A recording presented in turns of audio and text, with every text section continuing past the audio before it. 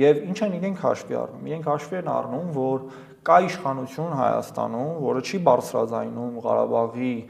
վերադարձի իրավունքի հարցը, Արցախահայության, եւ ասում է, որ մնացյալ իրավունքներն էլ քննարկման ենթակա են։ Հետևաբար, ով ավելի հարմար պայմաններ կարող է առաջարկել Ադրբեջանին,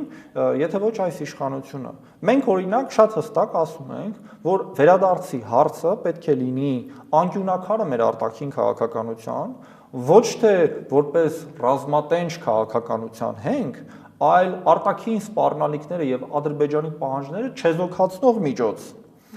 Դա մեր արսենալն է դիվանագիտական։ Իշխանությունը մեր դիվանագիտական արսենալը դրել է մի կողմ, գնացել ստացել է խաղաղության մրցանակ, որով աշխարհին տվել է մեսիջ, որ 23 թվականին Արցախի էթնիկ զտումը ըստ էության մարսված է եւ ընդունելի է Հայաստանի պետության համար։ Իսկ Ադրբեջանը հակառակ մեսիջն է տալիս։ Ասում է, որ 100 տարի առաջ